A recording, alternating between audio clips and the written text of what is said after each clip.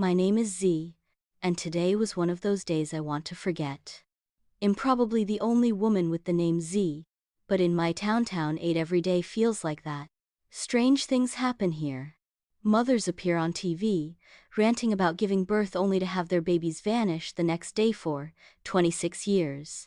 No one believes them, not even the doctors. Only 26 women give birth here each year. Coincidence? Maybe. Some say it's because 2 plus 6 equals 8. Others claim it's tied to an old story about 26 women falling from the sky one day. Who knows? This town is crazy, and my life is even crazier. I've been late to work 26 times this year, and now my boss is sending me to a job intervention as a last-ditch effort before firing me. He's furious. Typical Town 8. My family history isn't much better. My mom moved us here years ago, then disappeared. Every so often, she sends letters to me and my brother, claiming she's searching for our father, who was taken by the water long ago. Town legends say a giant red man living at the bottom of the sea is holding him hostage. Sounds insane, right? But in this place, it's just another Tuesday. The meeting I was supposed to attend started at 12:26 p.m. sharp. My invitation stressed that the building's doors would lock at 12:01 p.m., and if I arrived late, I'd be permanently locked out. Great. I got there just in time, slipping into a room filled with 25 other people. Apparently, I was the only one late to work enough times to warrant this ridiculous intervention. As soon as the clock hit 12:01 p.m., the lights went out, and I heard the doors lock with a heavy clunk. 8 people emerged from the shadows. 7 of them wore all black outfits, their faces hidden beneath dark hoods. But it was the 8th figure that stole my attention, a towering, muscular man dressed in a red ninja suit. He had a black cloak over his head. His left arm gleamed like polished titanium, its engraved patterns catching the dim light. He wasn't just strong, he was built like a myth come to life. His hair was red and spiked upward like he'd walked out of a lightning storm. His sharp, piercing eyes glowed faintly and he radiated something ancient, something powerful. The 7 black-clad figures silently fanned out around him, moving like shadows brought to life. The air in the room thickened with something I couldn't explain, foreboding mixed with a strange magnetic pull. At 12:06 p.m., the 7 people in black silently stepped off the stage and played a video on the giant screen behind them.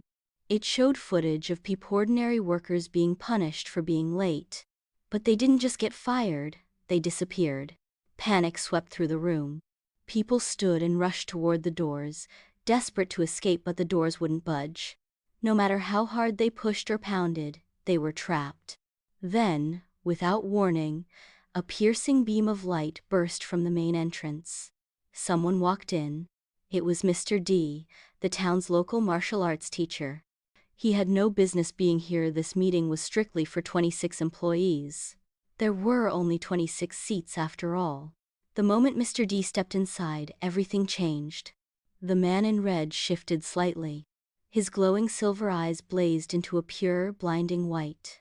His markings pulsed like they were alive.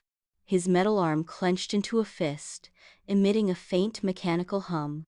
Suddenly, wind howled through the locked room, and distant thunder rumbled ominously. Then came the pounding of water, relentless, like a tidal wave surging toward us. The building trembled as if the storm itself was trying to break in. The 7 figures in black sprang into action, forming a protective circle around the man in red.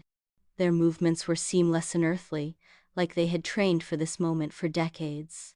The room went completely silent, until the thunder roared louder than ever, shaking the walls and sending shudders through the floor. The water slammed against the outside of the building as if demanding entry. People screamed as their chairs were yanked from beneath them, tossed like leaves in a storm.